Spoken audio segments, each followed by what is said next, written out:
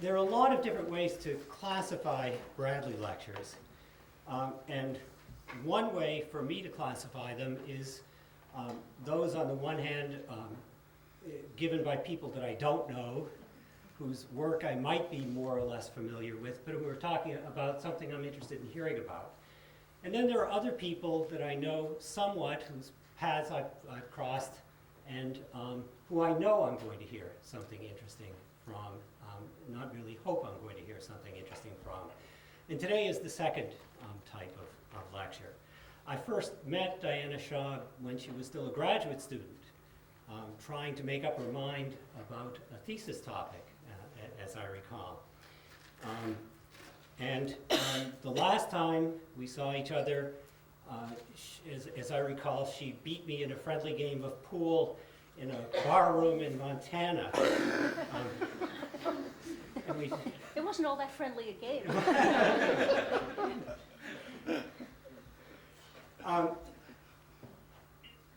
Diana Shaw is able to say something interesting about almost any topic. One can see this in the book reviews that she writes. She writes wonderful book reviews. Although when one reads them, one wants to then go and read more book reviews by Diana Shaw rather than read necessarily the book she just wrote a review of. The first thing I ever read that she wrote, it seems to me, was a book review that she wrote on a book that was a history of bare-knuckle prize fighting. I think not the first thing you wrote, but the first thing I've read that you wrote. And she's written on a very great diversity of subjects, including an essay that would be of interest, I'm sure, to some of you on the leadership skills of Captain James T. Kirk. Those of you who don't get this, ask someone younger or older to explain it to you, depending on how old you are or how young you are. The theme of her major work, it seems to me, is to look for the hidden resources in liberalism. Early liberal thinkers, Hobbes and Locke, for example, don't seem to have a lot to say about many subjects that are of extreme importance to us, like relations between men and women, the importance of the family, and so on. So Diana Shaw turned in her doctoral dissertation and in her book to Montesquieu, who does have things, who is definitely a liberal thinker and does have things to say about these subjects. So she wrote this wonderful book, Erotic Liberalism, Women in Revolution in Montesquieu's Persian Letters. And it seems to me that this concern for the hidden or not apparent resources of liberalism makes her an excellent appointee to the President's Council on Bioethics, which is concerned with the question of whether our lives will be ruled by science's ability to provide conveniences for us, or whether we'll be able to guide science to serve our deepest human concerns. Professor Shaw is, in addition to being a member of the President's Council, the chair of the Department of Political Science at Loyola College of Maryland in Baltimore, one of my very favorite cities. Baltimore is a city that has lots of nicknames, it seems. One former mayor of Baltimore gave it the nickname, the city that reads, and a week after he gave it that nickname, it turned out that Baltimore was listed officially as the city in the United States with the highest illiteracy rate. It has better nicknames, though, and one of them, and an older one, is Charm City. And that's a nickname that it won't be reconsidering as long as Diana is living there.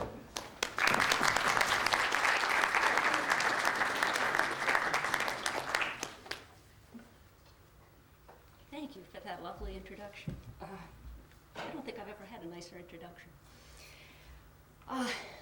When I mentioned the topic of my talk today to a man well versed in these matters, he suggested that I respond to the question posed, the question of the relation between bioethics and the Constitution, as Justice Scalia might.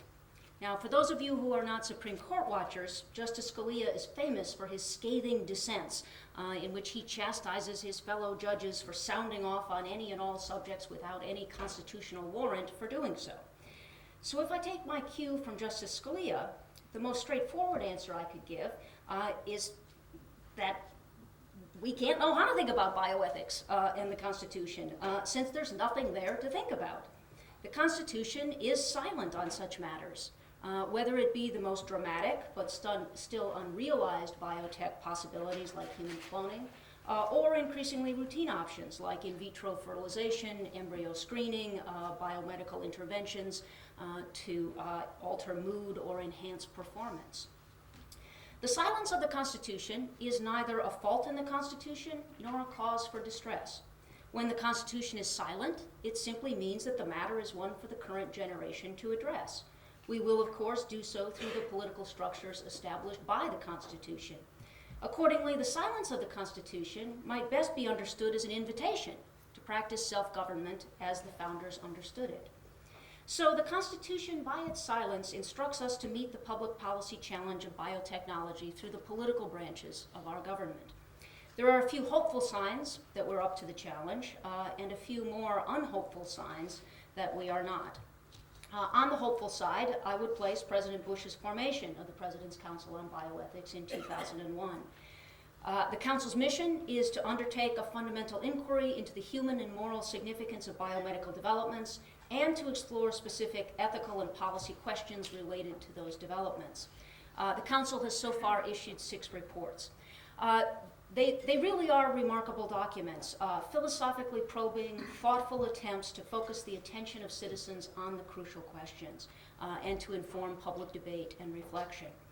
This is important because the Constitution lodges final authority not with the experts, not with the scientists, but with the people and the people's representatives. The decisions to be made about cloning, stem cell research, other biotech possibilities are properly political decisions.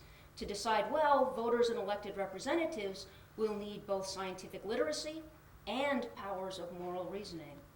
Congress has so far not acquitted itself very well on either score. With Congress deadlocked over issues of embryo research and cloning, the states have increasingly taken up the responsibility. Not surprisingly, the states are all over the map in how they're responding. Federalism, at least, is alive and well. Now, the reports of the Bioethics Council are free for the asking. The website is www.bioethics.gov. You can download them or you can request free hard copies. So when you request your own copies, be sure to send a full set to your elected representatives at the same time. In the politics, Aristotle defends a regime in which the multitude has a share in the highest offices, the offices of deliberation and judgment. The heart of his defense is an argument on behalf of educated laymen. There can be individuals who, while they do not possess the art or science in question, nonetheless have some knowledge of its works. The reports issued by the Council enable each of us to become an educated layman in Aristotle's sense. Reading them does not make one a geneticist or a bioethicist, but it does outfit us with the modest competence of the non-professional. Moreover, Aristotle takes this argument a little bit further, and he says that in some cases at least, it is the users of an art who are the appropriate judges. In other words, the beneficiaries of the art. Take the art of cooking. Whether they have educated palates or not, it's the diners whose verdict on the meal matters. The diners and not the cook. Just so it is the citizens, not the scientists, who must determine what items to select from the biotech banquet and what items to decline or even ban. Now, I must admit this is not an altogether reassuring metaphor. Most of us behave badly at smorgasbords. We overindulge, and the art of cooking is complicit in our overindulgence, because the art of cooking caters to our tastes more often than it contributes to our health. For this reason, Socrates suggested that cooking is not a true art. Cooking is a form of flattery and demagoguery. Now, we know that the art of medicine also, while it certainly has a much stronger claim to being a true art, can nonetheless have a flattering side or a demagogic side. In place of its traditional end of health, medicine can substitute new and more expansive ends that appeal to us because they flatter our vanity. Think of these television shows like Extreme Makeover, and I understand there are a whole slew of others now. The only one that I've seen is Extreme Makeover, but there are others entitled The Swan or Nip and Tuck or some such thing. What happens in these shows? You get ordinary Americans, bulbous noses, wrinkles on their brows, weak chins, chins that double over, small breasts, thighs that bulge, and they want to feel better about themselves through cosmetic surgery. These shows make the not too subtle claim that liposuction will bring you love, a nose job will get you that promotion, and more fundamentally, that the transfiguration of your body will make your soul happy. So far, we have no psychotropic drug to induce wisdom, and no gene for prudence or moderation that can be spliced into our DNA. It seems that we will have to summon what virtues of character we have of our own to meet the delights and temptations of the biotech banquet. Much will depend on whether Americans, as citizens and as consumers, can bridge the distance that separates the extreme makeover phenomenon from the spirit of inquiry that's expressed in the Council's reports. Although I've argued that we have to be cautious in trying to glean public policy from the Constitution, I can't resist the urge to find some phrases to interpret and some hook on which to hang my exegetical shingle. So in a moment, I'm going to mention some clauses that I think have some bearing on bioethics. But before doing so, let me try to distinguish the spirit of my endeavor from that of the activist justices, whom Judge Scalia is so rightly critical. Whereas the justices have created new rights by artificial fiat on the basis, in their own words, of penumbras formed by emanations from the specific guarantees of the Bill of Rights, my own approach, while it may be equally nebulous, is directed only toward furthering our deliberations as citizens. My judgments, unlike the courts, are entirely non-binding. Now, there are 4 constitutional passages that I would like to draw to your attention. The preamble, and particularly the aim to secure the blessings of liberty to ourselves and our posterity. Article 1, Section 8, granting Congress the power to promote the progress of science and the useful arts. Article 1, Section 9, prohibiting titles of nobility. And the 13th Amendment, which forbids slavery and involuntary servitude. Let's start with the noble purposes of the preamble. It's clear that the drafters of the Constitution understood themselves as founders. They acted not simply for themselves, but for their posterity. But what does it mean to secure the blessings of liberty for later generations? There's a fascinating exchange between Thomas Jefferson and James Madison on this topic of intergenerational rights and obligations. And I think it can help us think about this question and about its contemporary relevance to possibilities like human cloning, the genetic engineering of designer babies, and the already existing practice of both prenatal and pre-implantation genetic screening. Those procedures can be used for the purpose of avoiding giving birth to children with certain genetic disorders or to avoid giving birth to children of the wrong sex.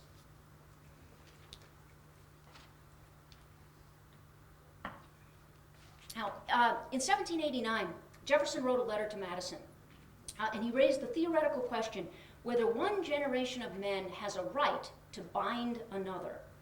To answer the question, Jefferson assumes that generations are like individuals, by nature free and equal. He asserts that each generation is as independent of the one preceding as that was of all which had gone before. Jefferson was particularly interested in what this generational independence meant for the obligation of debts. And he concluded that no generation can contract debts greater than may be paid during the course of its own existence. It's wrong to saddle your posterity with the consequences of your own selfish profligacy or foolish mismanagement. Using the mortality tables of the day, Jefferson calculated a generation at 19 years. determined to grant no authority to the dead hand of the past, even if that hand was wise and just, even if that hand was his own. Jefferson goes on to argue that law, including the fundamental law of the Constitution, carries no obligation beyond the term of a generation. As he says, every constitution then and every law naturally expires at the end of 19 years. If it be enforced longer, it is an act of force, not of right. By the application of this radical state of nature reasoning to the generations of man, Jefferson seeks to make each generation assume greater responsibility for itself and itself alone. To remain within its proper bounds, each generation must rule itself, but not its posterity. Future generations should be left free to shape their own destinies. I think you can glimpse in Jefferson's idea the democratic dream of escaping history.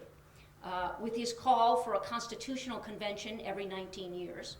That's what it would mean. If every law expires at the end of 19 years, that applies to the Constitution also, so we need a constitutional convention every 19 years. What he's envisioning is the institutionalization of permanent revolution, a fresh start in every age. Indeed, every day will present democratic citizens with the need to reconsider, redraft, or reinstate laws that have expired. So it's a perpetual springtime of self-government. Now, Madison's reply to this letter is very interesting. Remember, we often accord Madison the title Father of the Constitution. The suggestion of a constitutional convention every 19 years could not have been well received by a man who knew firsthand the extraordinary difficulty of constituting a government. So in very respectful, very friendly fashion, Madison says he doubts whether Jefferson's idea can be received in the extent to which your reasonings carry it, pointing out that the doctrine is not in all respects compatible with the course of human affairs. In the matter of debts, for instance, Madison argues, long quote here, debts may be incurred with a direct view to the interest of the unborn, as well as of the living. Such are debts for repelling a conquest, the evils of which descend through many generations. Debts may even be incurred principally for the benefit of posterity, such perhaps as the debt incurred by the United States. In these instances, the debts may not be dischargeable within the term of 19 years. There seems then, says Madison, to be some foundation in the nature of things, in the relation which one generation bears to another, for the descent of obligations from one to another. Equity may require it, mutual good may be promoted by it. So in place of Jefferson's view of generational independence, Madison argues for generational linkage. As a result, he believes it is permissible to extend one's will into the future. We do that collectively via a lasting constitution. We do it individually via a last will and testament. Madison acknowledges the binding character of those wills on the inheritors. There can be an obligation of obedience in the beneficiaries. Moreover, Madison hopes that the Constitution will come to be supported not just out of a sense of duty, but by the people's time-drenched veneration of it. Veneration, on his view, is a wholesome public prejudice. Despite his reservations about Jefferson's idea, both in principle and in practice, Madison concludes with praise for it, and a wish that it might always be kept in view as a salutary restraint upon living generations from unjust and unnecessary burdens on their successors. So, like Jefferson, Madison wants to ensure that the entailments of the present on the future remain within reasonable bounds. Now, the biotech revolution raises the stakes of this debate between Jefferson and Madison. The question of the binding of generations is no longer just about financial impositions or the duration and obligation of law. It's about control of the human genome. Decisions made by one generation, say to attempt germline manipulation or to pursue human cloning, might transform what it means to be human for the next generation. Already, there are those who call themselves transhumanists, and who welcomed the idea that human evolution could become self-conscious, self-directed, to such an extent that man as we know him would be transformed and transcended. If we choose a post-human future for our posterity, will we have secured to them the blessings of liberty? Or will we have sentenced them to be the animate instruments of our own vastly enhanced wills? It simply isn't sufficient to talk in the abstract about the expansion of human power and choice that's brought about by these new discoveries. For it may be that the expansion of someone's power and choice entails the lessening of someone else's. What would the reproductive liberty of parents to select a child's genetic endowment with a view to the child being more in line with the parents' hopes and expectations, what would that do to the child's ability to find his own life and be his own man? At the extreme, we might wonder whether you can be your own man if you have, in effect, been manufactured by others to satisfy their desires. The temptation to tyranny, a temptation that is ever present in parental aspirations for their children, that temptation to tyranny is greatly augmented by these new technologies. I think even some of the less radical methods of increasing parental power, which are already in use, things such as genetic screening and behavior-modifying drugs, even those threaten a recasting of human relations, both in the family and in society at large. Take the growing practice of choosing the sex of a child. At present, there are 3 methods available to do this. The most common is prenatal diagnosis, often by means of a sonogram, followed by abortion if the child is not of the desired sex. If the parents are instead using in vitro fertilization, the diagnosis can be made in the petri dish before implantation, in which case only those embryos of the desired sex are transferred to the mother's womb. There is a third and newer method called sperm sorting, which actually takes place before fertilization. They can separate the X-bearing sperm from the Y-bearing sperm, and then families could conceive via either artificial insemination or in vitro, and by that route could guarantee the sex of their child. Eventually, it may even be possible to produce a sex-selecting spermicide, and that would enable parents to determine the sex of their child via normal intercourse, without the invasive procedures of the existing methods. Now, this advent of sex selection, despite its current reliance on either abortion, IVF, or artificial insemination, has significantly altered the natural male-female ratio in many nations, although not in the United States. The natural sex ratio at birth is around 105 boys to 100 girls. The rate in India and China is now 117 boys to 100 girls. In Cuba, it's 118 to 100. In Azerbaijan and Armenia, it's 120 boys for every 100 girls.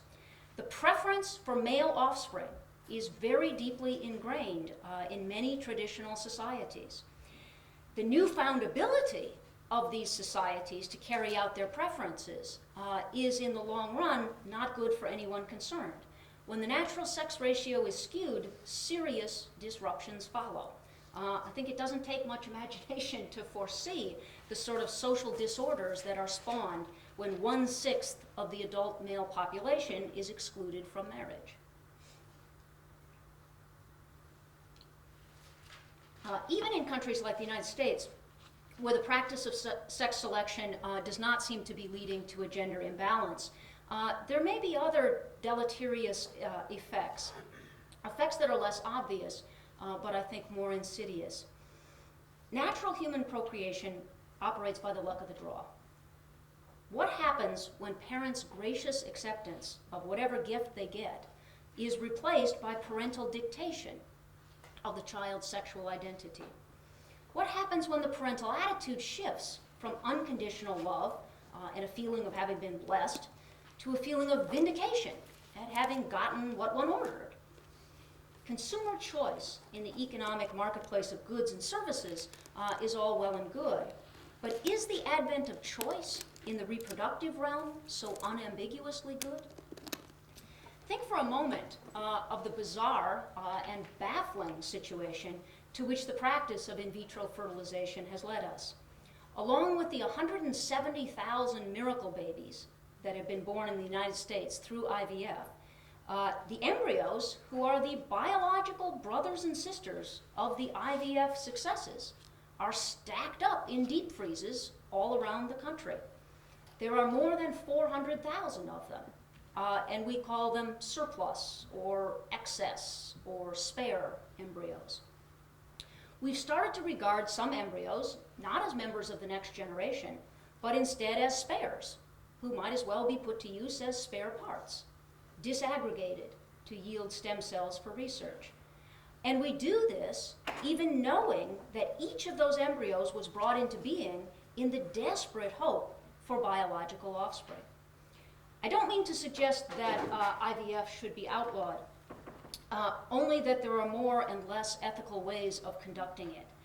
It could be done without creating excess embryos, although it would be more expensive and less efficient. And in fact, there are some countries that are doing this. Germany, for instance, has very, very stringent regulations on IVF, and there are no more than a few hundred excess embryos in Germany, whereas there are more than 400,000 here. Now, to bring this discussion back around to the Constitution, let me just note that the preamble speaks of securing the blessings of liberty, rather than simply securing liberty, the blessings of liberty. Perhaps there is an acknowledgement in that locution that liberty may have its abuses and profanations, and that what we, the people, want to secure are certain good things that are coincident with liberty. It may be that to secure the blessings of liberty for our posterity, we must secure ourselves against the abuses of liberty. Now, the next clause that I think offers material for bioethical speculation is what's known as the patent clause. Article 1, Section 8 grants Congress the power to promote the progress of science and useful arts by securing for limited times to authors and inventors the exclusive right to their respective writings and discoveries. Of the 18 paragraphs in Section 8, each one specifying a particular power of Congress, this one is unique. All of the other paragraphs simply state what power is being granted. For instance, Congress shall have power to borrow money, to coin money, to declare war, to establish post offices and post roads. No explanation is offered as to why Congress is granted those particular powers. In the case of the patent clause, however, there is a preamble of sorts, spelling out the reason why Congress is vested with the power to grant copyrights to authors and patents to inventors. The reason is to promote the progress of science and useful arts. Now, we might wonder, why was it necessary to justify patents, but not post offices? Remember that patents began in England as monopoly privileges granted by the crown to merchants who garnered royal favor. It's sort of like how the Olympic Committee proceeds today, naming Gatorade the official drink of the Olympics. It's not quite the British East India Company, but the idea of a monopolistic concession is the same. Now, I suspect that the drafters of the Constitution wanted to make clear that their reason for securing exclusive rights to authors and patents to inventors was for the limited purpose of promoting scientific progress, and not in order to provide a blanket congressional authorization to set up commercial monopolies, as the Crown had routinely done in ages past. Indeed, the Constitutional Convention rejected wording that would have granted Congress the power to charter corporations. So, if the aim was the encouragement of science, we might wonder, why didn't they just leave it at saying, the Congress shall have power to promote the progress of science and useful arts? That wording, too, would have made the clause parallel in structure to the other grants of power. Instead, the founders specified the sole constitutional means by which the promotion of science could be pursued. Again, what could have been a very far-ranging grant of power became instead a fairly narrow one. Congress's role as a promoter of scientific progress is restricted to this one mode of encouragement.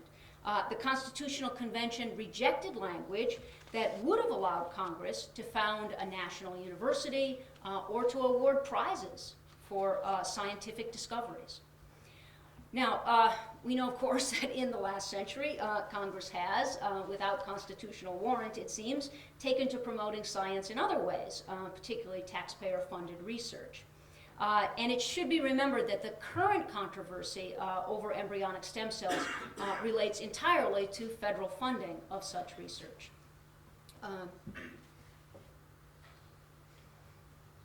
Now, although it's limited in the ways that I've outlined, the patent clause is not inconsiderable, as Abraham Lincoln so vividly described in his lecture on discoveries and inventions. What the patent clause does is add the fuel of interest to the fire of genius. It's a wonderful formulation, the fuel of interest to the fire of genius. That's a pretty combustible combination, one that has certainly furthered the Promethean achievements of modern science and technology. The underlying assumptions of the patent provision are that scientific advance will redound to the public good and that the public good can be achieved by rewarding private enterprise. The individual gets the patent and the profits from it for a certain space of time, but in exchange, the individual must disclose his discovery to society at large. Rights of intellectual ownership are secured only for those who share the fruits of their intellection. The first meaning of patent is open to public inspection. The bargain proposed is as follows. If you want us to respect something as yours, you first have to explain to us what it is. Show us how you built it, and then we'll let you build it for us for a while. Society gets both access to the knowledge and an increased likelihood that the patent holder will market his invention. James Madison discusses the patent clause in Federalist 43, where he declares that in this matter of extending copyrights and patents to authors and inventors, quote, the public good fully coincides with the claims of individuals. Madison's enthusiasm for this provision should not be surprising. The man who spoke so highly of the policy of supplying by opposite and rival interests the defect of better motives might be expected to think well of the patent clause and the way it nicely calibrates or balances self-interest and common good, monopoly and liberty, the ownership of ideas, and the shareability or publicity of speech and thought. Now, there is, however, another figure in the American pantheon who was notably less sanguine about the harmony of science and society.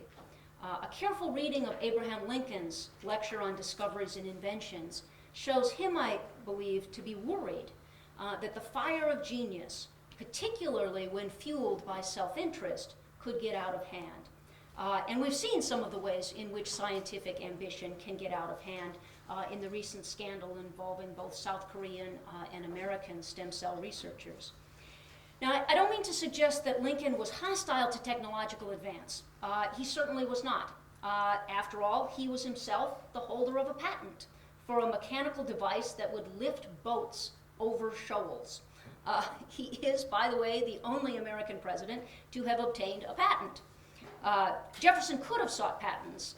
He had a few inventions and discoveries, but he declined to seek a patent on them. So Lincoln is not opposed to scientific advance. He is, however, aware that not every invention and discovery is a boon for mankind. Lincoln's reservations about scientific progress are grounded ultimately in his recognition of the morally dubious character of the quest for mastery. Lincoln's lecture on discoveries and inventions appears to be a celebration of human achievement, human inventiveness, particularly American achievement and American inventiveness. Lincoln begins by sketching a portrait of young America. What initially sounds like praise, however, pretty quickly reveals itself as mockery. Lincoln satirizes young America's hubris and hypocrisy, its greed for land, its habit of self-congratulation. I want to just read a paragraph from it so that you can get the flavor. Remember as you listen that Lincoln's opposition to the Mexican War, his opposition to Manifest Destiny, were very well known, and that the catchphrase, Young America, was actually a rallying cry for the supporters of Stephen A. Douglas, his arch rival. So here's what Lincoln says. We have all heard of young America.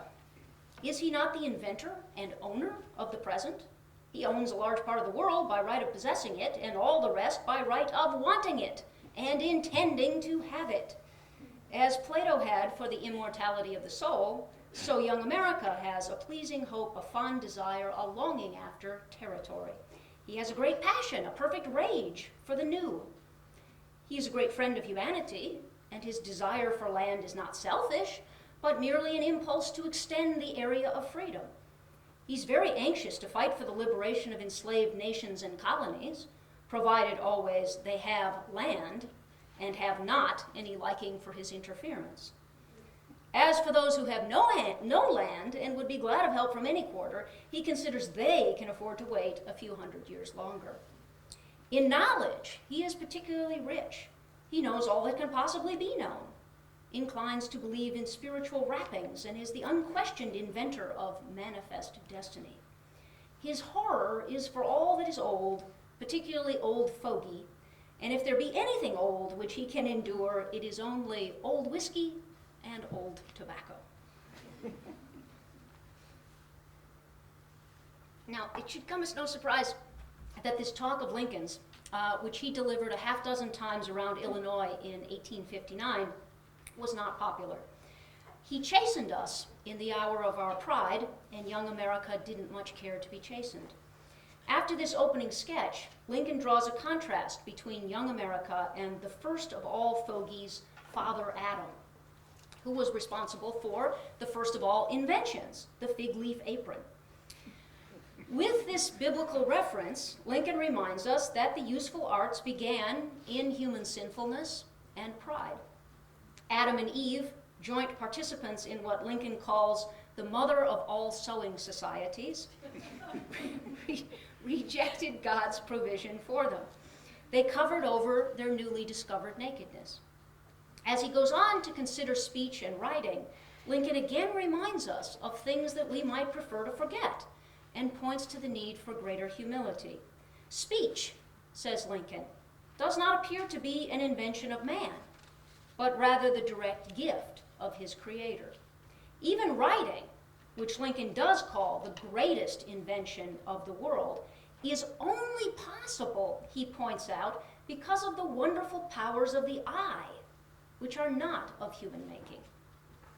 Throughout, Lincoln stresses the manifold ways in which we, as human beings, are beholden to our natural endowment, and the extent to which we, as Americans, are beholden to the advances made by very old fogies. Along with Adam, Lincoln mentions Moses by name, and he alludes to God's employment of writing in the Ten Commandments and the Holy Scriptures.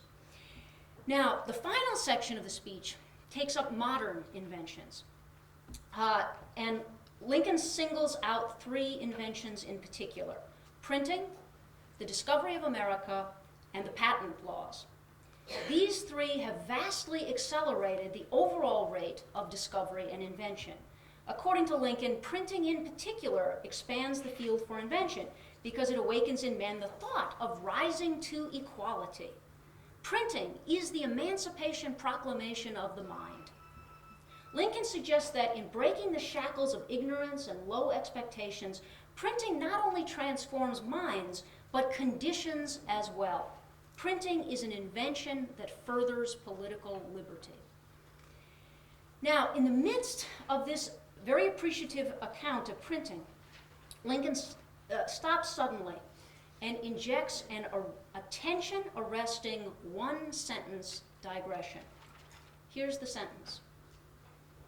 Though not apposite to my present purpose, it is but justice to the fruitfulness of that period to mention two other important events: the Lutheran Reformation of 1517 and, still earlier, the invention of Negroes, or of the present mode of using them, in 1434. Now, the date that Lincoln gives for the invention of Negroes is the date when Portuguese explorers first rounded the treacherous Cape Bojador on the western coast of Africa. It was a feat of navigational expertise and daring that led almost immediately to the start of the African slave trade in 1441.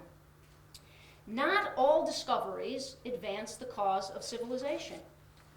The discovery of America in 1492 opened new fields for slavery and greatly increased the fruitfulness or the profitability of the original invention of Negroes. Eli Whitney's patent on the cotton gin similarly enhanced the value of the invention of Negroes, to such an extent that there were those who asserted that by the invention of the cotton gin, it became a necessity in this country that slavery should be perpetual. The 5 modern events mentioned by Lincoln culminate in the American Civil War, which the nation was just on the cusp of as Lincoln delivered this speech in February of 1859. The 2 seminal inventions of modernity presaged the conflict. The invention of printing in 1436 pointed man towards freedom. The invention of Negroes in 1434 pointed him towards slavery. The discovery of America in 1492 provided the ground on which both forces, freedom and slavery, eventually converged. The Reformation in 1517 added religious support for the cause of freedom. Patent law in 1624, like the discovery of America, is double-edged, capable of working mischief as well as marvels. I already mentioned the patenting of the cotton gin. Even more significant, especially since Lincoln refers to the 17th century English origin of patent law, was the patent granted by the British Crown to the Royal African Company in 1672, giving the company exclusive rights to the slave trade. In essence, a patent on Negroes, or on the present mode of using them. We might with justice say that Abraham Lincoln's entire public career was devoted to disinventing the Negro, or disinventing the present mode of using him. He sought to move the Negro from his status as an invention to his rightful status as a human being, entitled to his natural rights of life and liberty.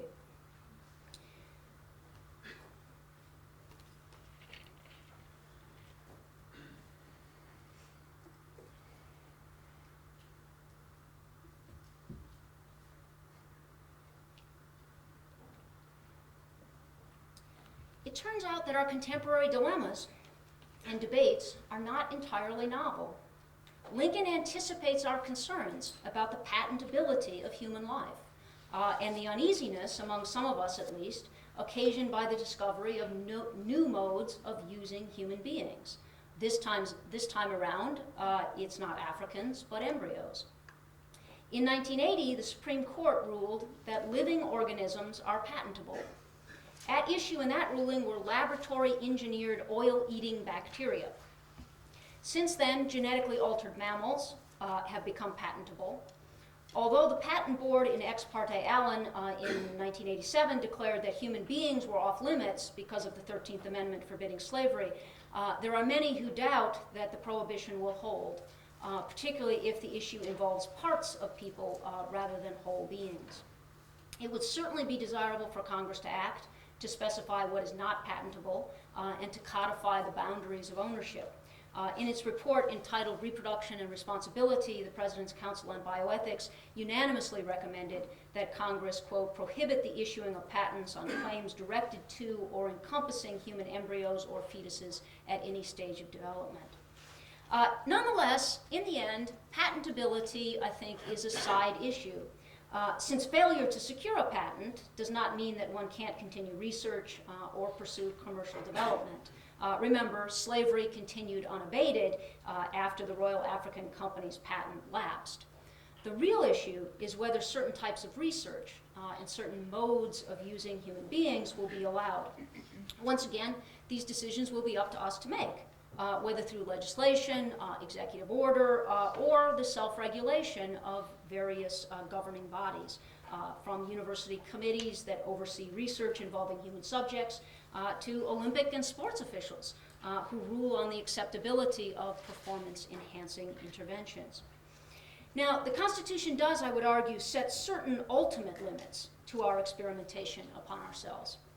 The 13th Amendment bans slavery and involuntary servitude, and Article 1, Section 9 contains an absolute prohibition of titles of nobility. Alexander Hamilton said in Federalist 84 that the prohibition of titles of nobility may truly be denominated the cornerstone of Republican government. Both provisions point to the natural law background of the Constitution and remind us of the self-evident truths of the Declaration of Independence. The principle of the natural equality of the humankind condemns any and all caste systems. It's impermissible to set up one class or category of human beings to rule over another class or category on the basis of their power or privilege. It's clear enough, I think, that the principles of the Declaration condemn the enslavement of Africans. It could be argued that the constitutional provision, which prohibited titles of nobility, condemned slavery also, even without the more explicit language of the 13th Amendment, inasmuch as a system of race-based hereditary slavery confers upon white skin a title of nobility.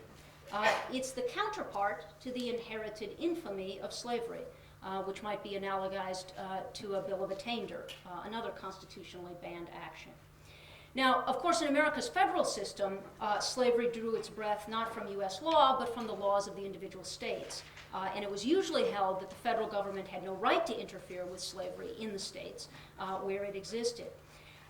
However, there were some in the antebellum period who argued that the Guarantee Clause, Article 4, Section 4, by which the United States guarantees to every state in this union a republican form of government, that guarantee clause authorized the federal government to abolish slavery. Indeed, that it required it to do so. In other words, it was asserted that the guarantee clause in effect incorporated or constitutionalized the natural rights teaching of the Declaration.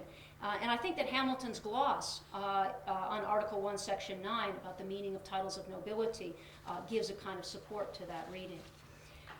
In any case, the American Revolution set itself against artificial aristocracy, what Jefferson called the tinsel aristocracy, the aristocracy based on the inherited privileges of a master class. The biotech revolution raises the specter of a reinstitution of aristocracy. This time, however, it would not be a matter of external tinsel, like wealth or skin color or status, but an aristocracy achieved through the alteration of natural human capacities. Now, we might face the prospect of an artificially produced natural aristocracy. The movie Gattaca. Seems like a lot of people have seen Gattaca, so it's a movie that I like to refer to. In the movie Gattaca, it shows a society divided into the genetically engineered and perfected class of valids versus the natural-born class of invalids.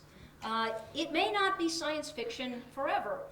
There have already been some suggestions that in addition to the regular Olympics and the Special Olympics, that we institute a Bio-Olympics for forthrightly biologically enhanced athletes. At the other end of the spectrum, consider the repudiation of equality in the sense of equal rights to life and respect involved in prenatal screening for genetic disorders. There are now genetic tests available for more than 900 diseases and conditions. However, our ability to test for disease or increase risks of disease greatly outstrips our actual ability to cure or to treat these diseases.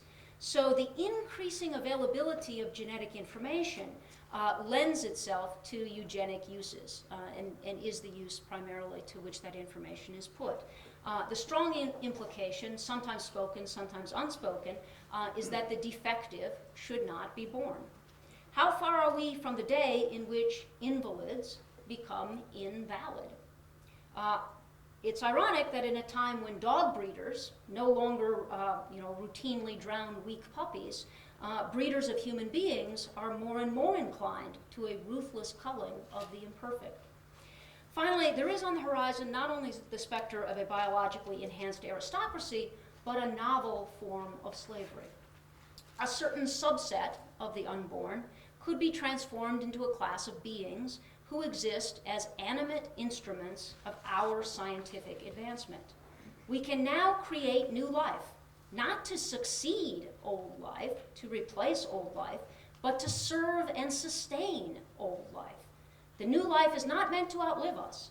It is designed to allow us to live longer and more comfortably. We might one day be able to farm and harvest human embryos to feed our needs, the needs of the sick and dying.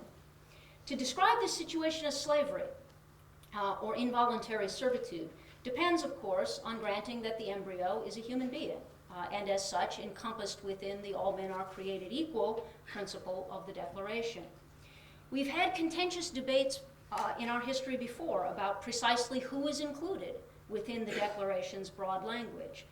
Chief Justice Roger Taney, in his opinion in the Dred Scott case, claimed that blacks were not included for the reason that they were, in his words, regarded as beings of an inferior order, and so far inferior that they had no rights which the white man was bound to respect.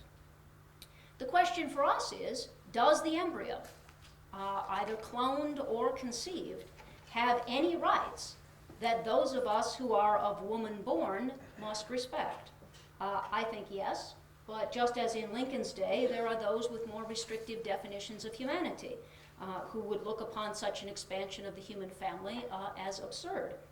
Yet, as Lincoln pointed out, the very slaveholders who sought to deny the human standing of their slaves themselves had trouble believing that slaves had no status other than as property. Their own behavior gave the lie to their bold pronouncements of exclusion and black inferiority. Among other things, there was the phenomenon of free blacks. Many of them free by virtue of the guilty conscience of the slaveholders. In many southern states, moreover, there were laws that upheld the status of slaves as persons, and as such eligible for protection against crimes committed against them. Then there was the social fact that slaveholders disdained the society of slave dealers, though not the society of other tradesmen. And finally, there were all those mulattoes on the plantations. The enslaved sons and daughters of the masters were a powerful and painful testimony to the species' similarity of whites and blacks. Let me suggest that we can see some rough parallels today. We have free embryos, secure in their mother's wombs, recognized already as beings in their own right. They have their sonogram pictures taken and sent out by email to friends and family under the heading Baby's First Picture. We have laws on the books, both state and federal, that protect prenatal life against crimes of assault and murder that are committed against persons.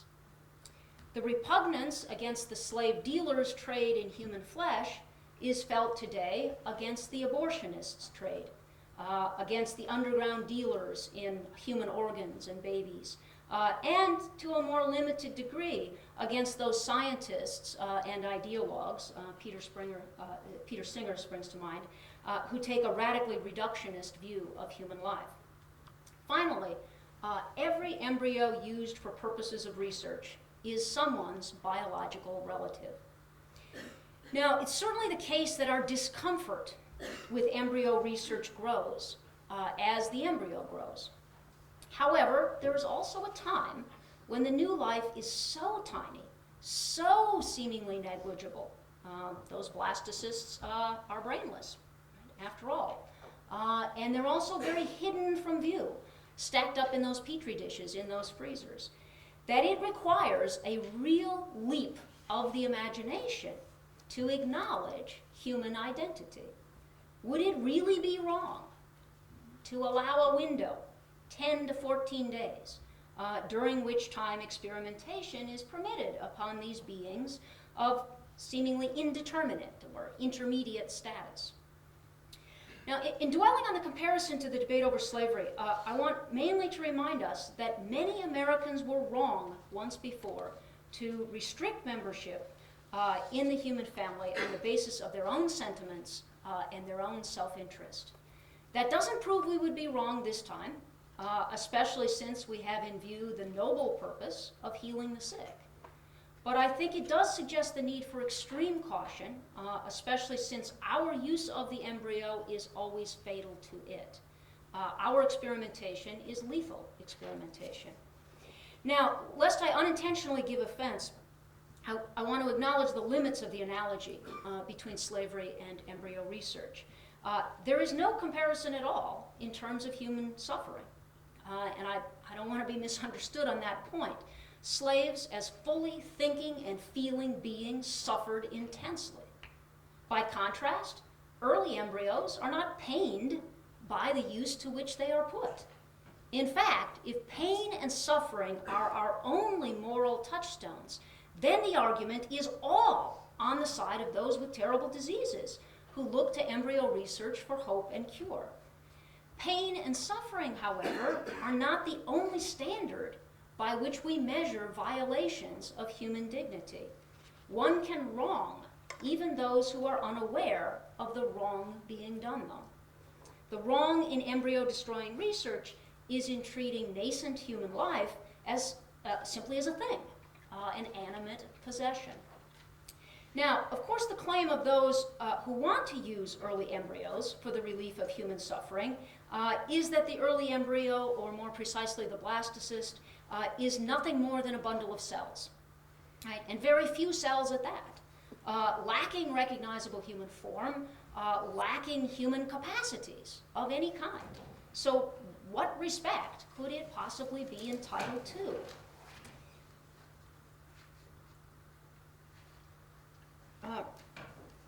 While I understand the objection, it also seems to me that the case for the embryo, the case for the embryo's human standing, has never been easier to make, and that it is science itself, the science of embryology, that best makes the case.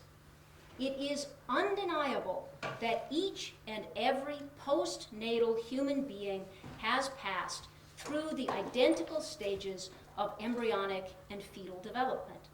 We were all blastocysts once. That clump of cells is us at that stage of our existence. The embryo is not just potentially a member of the humankind. I think there's been a lot of misuse of the word potential. It is human. From conception, or to use more technical language, from the moment of syngamy. From conception, the human zygote has 46 chromosomes and can be distinguished from embryos of other species. It is recognizably one of us.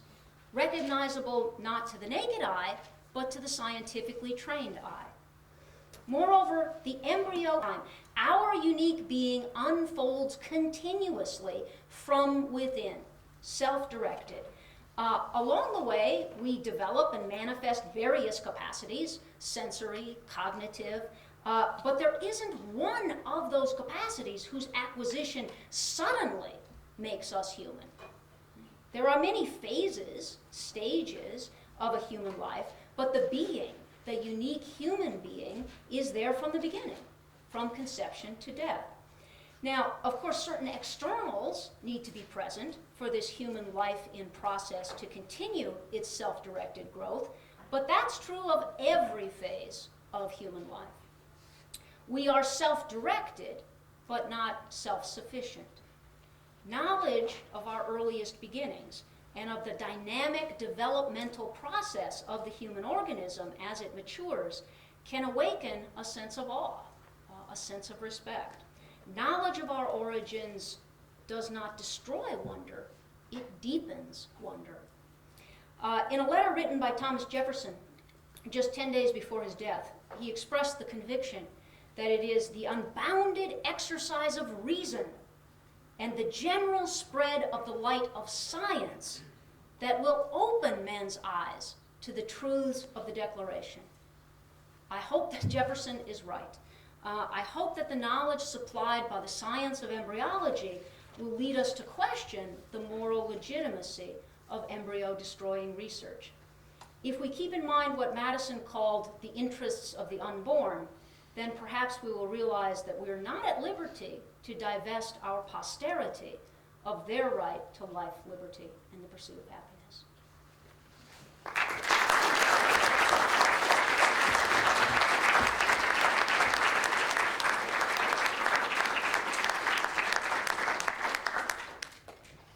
I'm not sure what the procedure is. Do we? There's some questions now. Oh, just questions We're from open the to audience. those for about half hour, something like that. Would you like to take them by yourself? Can do. Questions? I do want to, I really have focused on the moral question. And there have been lots of changes in the science recently, and sort of new possibilities on the horizon that, for some people at least, think will offer a way out of this impasse over embryo-destructive research. I don't want to plant questions with people, but if folks want to raise some of those questions, we could do that also. Yeah. I guess, just to clarify one point, if are you saying that even a very, very early stage embryo is in all ethical and legal respects equivalent to a human being, or that it comes close to that and therefore deserves a kind of moral and legal respect that would fall short of what one would accord? No, I guess I would say full respect. But at that point, what that means really is, simply protection against assaults upon it. So that at least if the Constitution were read the way you would read it, it would be, this sort of research would be prohibited by the Constitution, or simply because murder is prohibited, this sort of thing would also be prohibited. Yeah, I mean, right now the debate is really on this question of federal funding. There's sometimes, I think, confusion about this. There are absolutely no limitations upon embryo-destructive research. There are no limitations upon the pursuit of human cloning, whether cloning for research purposes or cloning with the intent to bring a child to term. The American system is, at the present, completely laissez-faire, completely open. The only restriction is there's a restriction on federal, you can't get federal funds for certain kinds of research. I actually am suggesting that, yes, that it would be salutary. Not just restricted, regulated, no, that inhibition, but that there should be a ban on creation for destruction. Yeah, the creation of embryos for destructive research, yeah. Yeah, Dave. I'll play perhaps here devil's advocate. Setting theology aside, taking up one of the points you made earlier in your talk with reference to the dangers of a utilitarian, perhaps, view of embryos. It has been, I think, common practice among many women for several decades now, since the development of amniocentesis, for women who, last I knew, were over the age of 35, when the likelihood of having a baby with Downs significantly increased, to have amniocentesis, and in fact to then abort the fetus if it turns out that the fetus had, the most common one is Downs. Especially in an age when women have typically many fewer children than they once did, and also, at least this is true in the United States, women tend to be marrying and particularly having children later in life when the risk of Downs is increased. Are you prepared to say then, well, these women are doing something like committing murder if they have amniocentesis and choose to abort a fetus that would have resulted in a Downs child? Or are you stopping short of that? I'm not sure. I think it's the beginning of a certain kind of eugenics, yeah. And I think the pressures have now gotten very strong on women. If they have the amniocentesis and they say that the baby is going to be this, there is a lot of pressure upon women to abort, a kind of societal pressure. I've heard of cases of parents who decided, whether they knew in advance or not, decided to have a child with Down syndrome, and they are sometimes greeted by others with sort of, well, didn't you take the test? What have you done?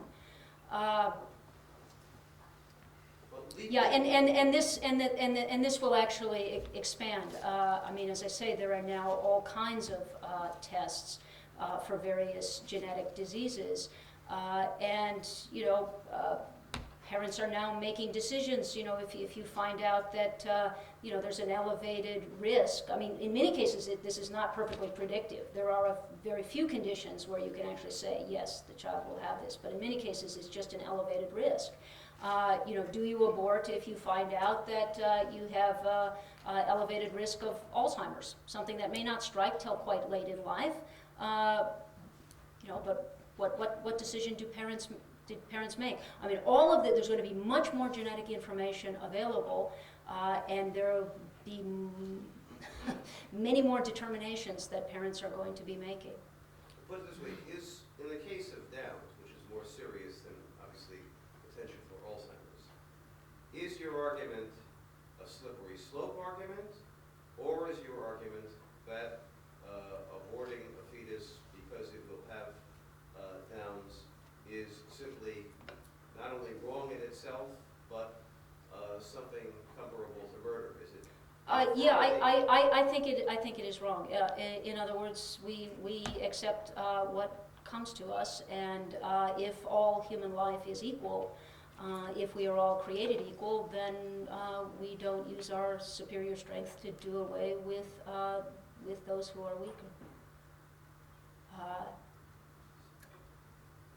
And I mean, and particularly in the case of Downs, these children can be a source of great delight and joy.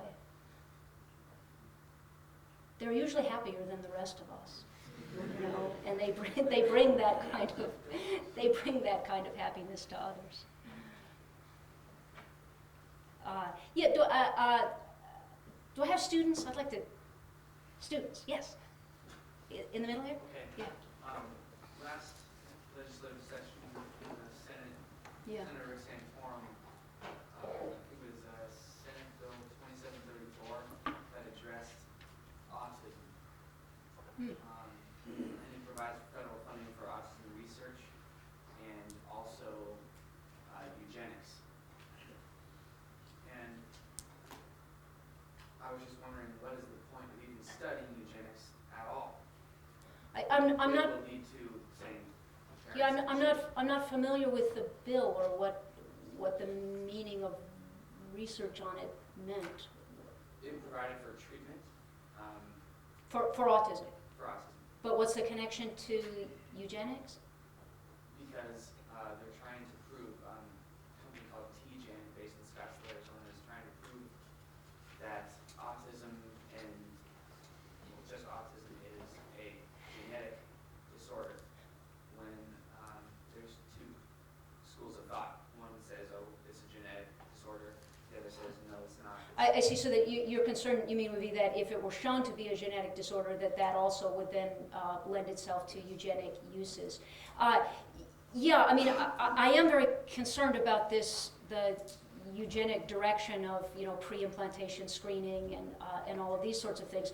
But it does seem to me it's incredibly valuable to inquire into the genetic bases of various diseases. I mean, if we hope eventually to have treatments or cures, we have to understand the diseases. Is that okay? Yeah, up in the back. Yeah, you talk about the dangers of screening for certain disorders or possible genetic issues, or even in the case of sexes. And I just had a hypothetical question. If, let's say, 10 or 15 years down the line, scientists are able to isolate a gene, let's say, that would make someone more likely to murder someone or assault someone. These are generally sort of violent crimes that are committed against, in most cases, other human beings. And how do you sort of weigh that possibility of, let's say, destroy or not implanting an embryo which has this gene versus the potential for them to become a serial killer, Yeah, I think it's highly unlikely that we will find out that genes work in that way. In fact, I would be willing to say it's just not going to be the case. But it reminds me actually of a piece of artwork that accompanied one of the presentations we had at the Bioethics Council, where an artist who was interested in genomic research and DNA, he would do these sort of DNA pictures of people, and one of them was entitled "Son of Sam," a famous mass murderer. As if mass murder were somehow encoded, in our DNA. So I think the science is never going to show us that that's the case. I think, though, there is a danger that the popular imagination, perceives genetics to be destiny, or that it's some way of reading your poem and figuring out what's going to happen to people.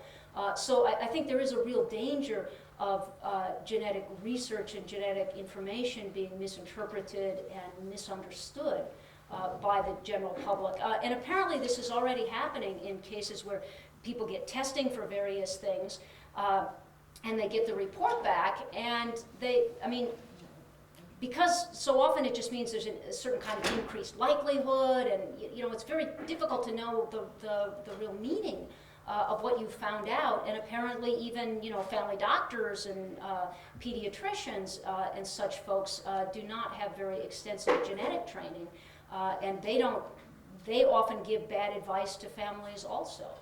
Say, oh, your child is going to have this, whereas in fact, what the genetic analysis really showed is that there is some increased likelihood.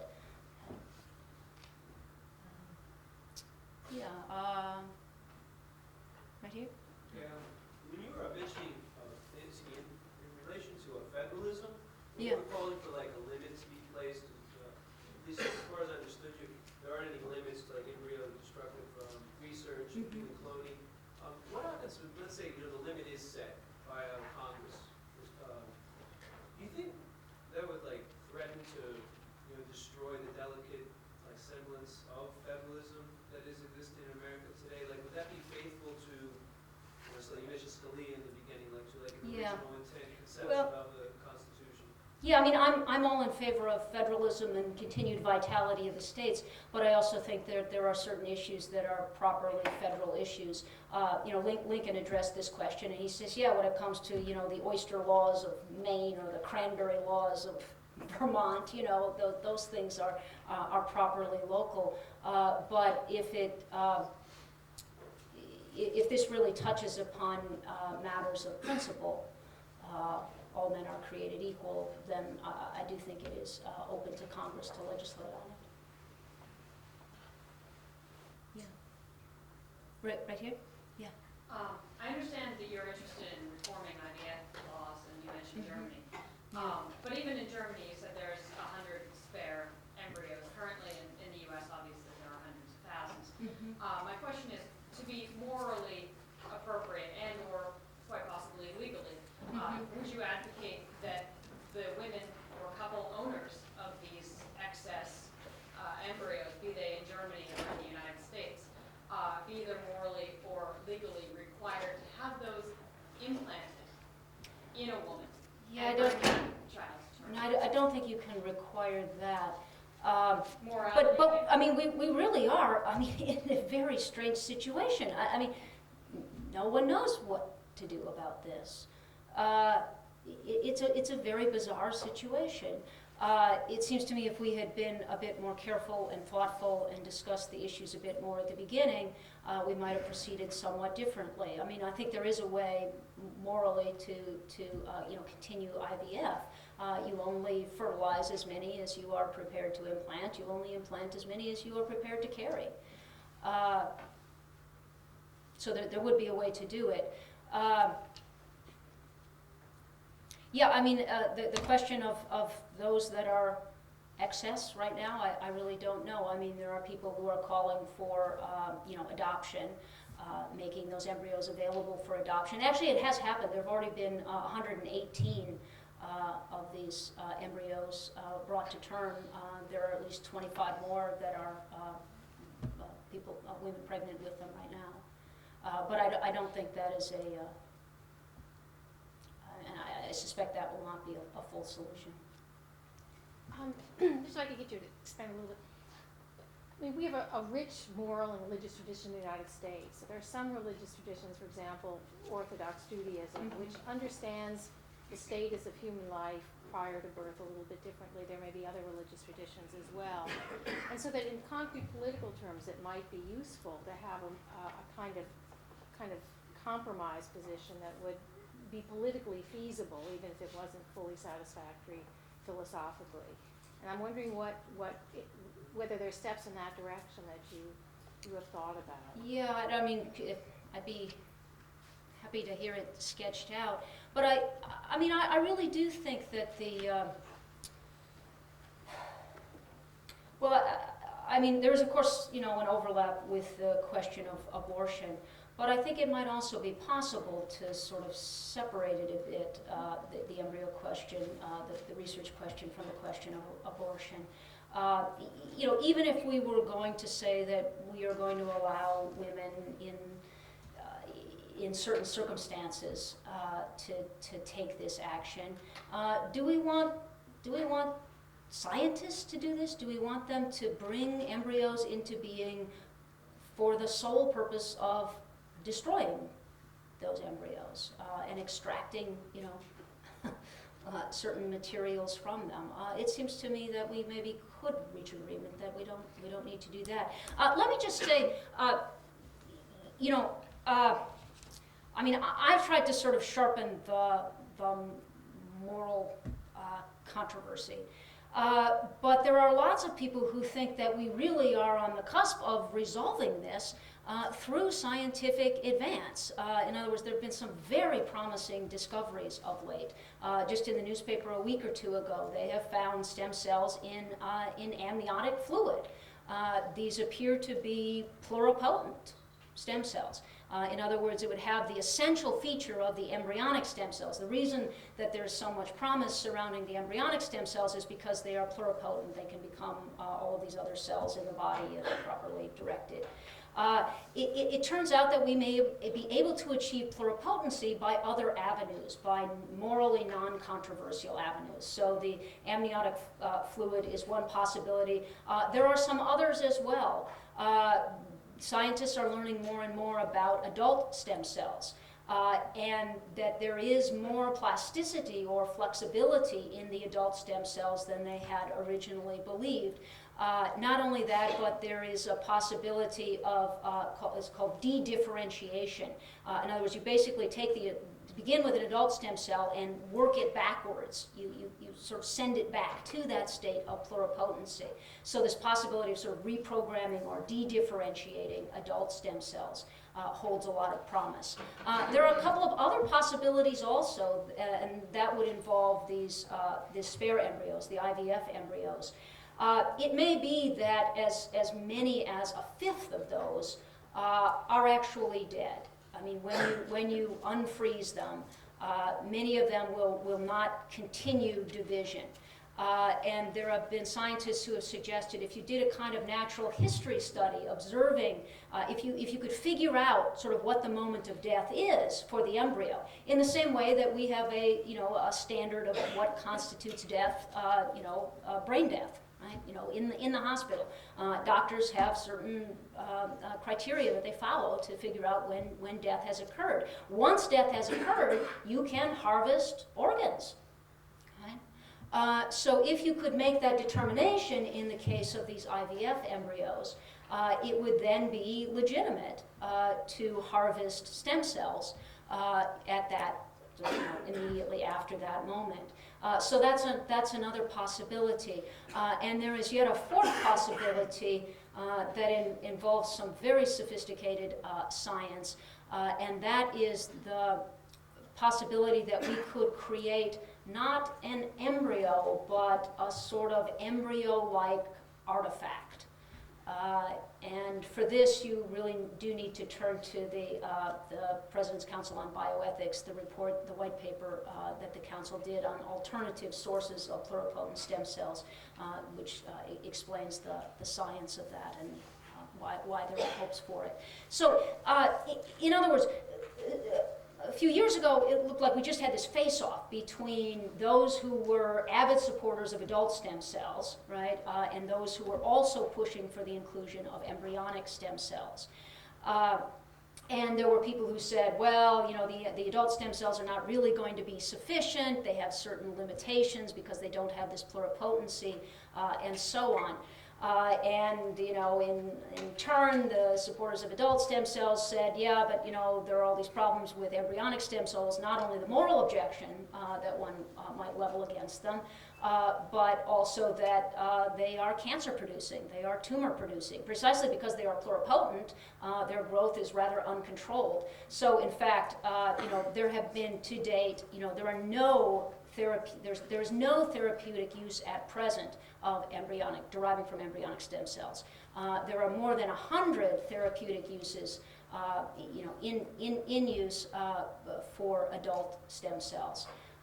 There are also more than 1,200 clinical trials going on right now with adult stem cells. So anyway, I'm sort of slipping back into that former conversation, right? These adult stem cell proponents versus the embryonic stem cell proponents. But it looks like the science is moving very rapidly, and there may be a resolution for this that does not involve the use of, you know, morally controversial scientific methods. One thing that, I hope that works out, but there is a kind of odd note. I mean, there seem to be people who are really resisting that and who are sort of insisting, no, we must, you know, continue embryo destructive research. And that's why it seems to me it may still be necessary in the end to, you know, to wage the moral argument. Yeah, I have a doctor friend who does research in this area, and as I started reading things about the truly amazing things that are already, amazing therapies that are already being done with adult stem cells, and I asked him, why do the big biotech companies seem to insist on investing so much money in embryonic stem cell research? We've already got therapies that are proven to work without these moral objections. And he said he thinks it's because they can own the embryo, and for instance, if they come up with a cure for diabetes, they can patent it. They can't patent my stem cells. And so he sees a problem that he wishes the Bioethics Commission would address, actually, is the monetary driven one, based on patent laws. Yeah. Expected profits. Yeah, I'm sure that's part of it. I also think there is maybe something else going on. So far, the scientists have said, you know, all we want is this window, 10 to 14 days. You know, after that, not permissible. But in fact, I sort of think that is really just the entering wedge. And what they really have in mind is to extend that further. I mean, if it turns out that it's really much more, say, you know, effective, scientifically effective, to grow the primordia of organs, right? Kind of fetal farming, and then harvest those organs and implant them. That may be much more effective and efficient than this embryonic stem cell research and what it yields. And there is work ongoing to create artificial wombs and to, you know, to be able to develop, to have the embryo develop past that point of 10 to 14 days. In other words, to overcome that sort of implantation hurdle.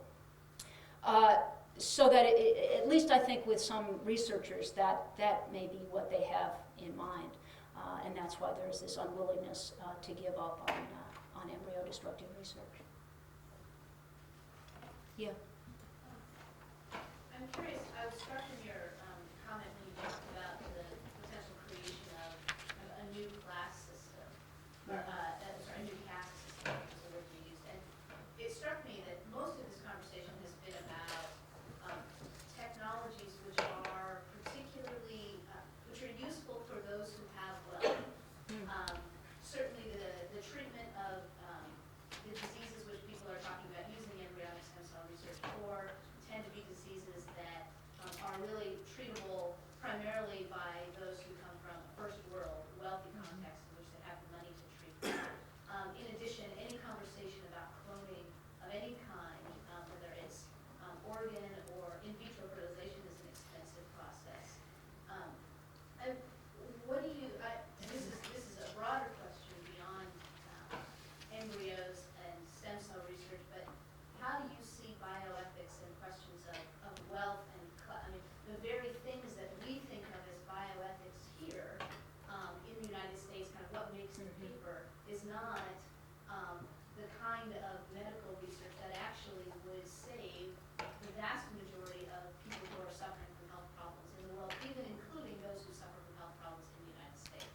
Yeah, no, I think that's very true. Yeah, money could be spent, around the world, doing very simple things that would, lessen infant mortality, extend the lifespan in much of the developing world. It's also, I mean, you're also right about in the United States, although I suspect that here, once these things become available, because of our emphasis on equality and equality of access and sort of equality of condition, there will certainly be those who will raise that problem of discrepancy and say, if designer babies are available to, the wealthy, they have to be made available to the poor also. That doesn't seem to me such a great thing. In other words, I mean, some of those equality arguments just argue for the equalization of bad practices. But I guess I'm curious in the context of, say, patent medicine and AIDS.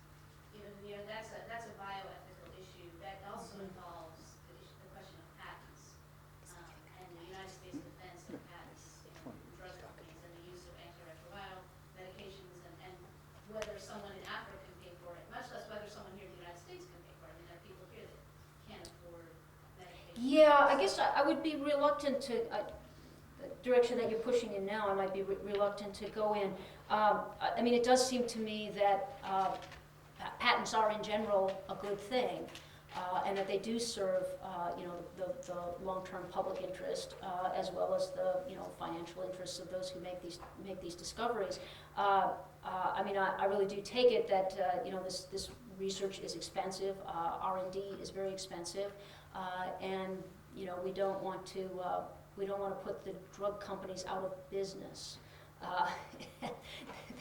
They need certain things to conduct their business. I mean, we have to fuel that genius, and self-interest is part of the fuel for that genius. And the patent system works pretty well to assure that. So I guess I'm more concerned with, are there things that should not be eligible for patents? Yeah. Oh, okay. Want the last question? I think we should stop. Okay, stop. All right. Should.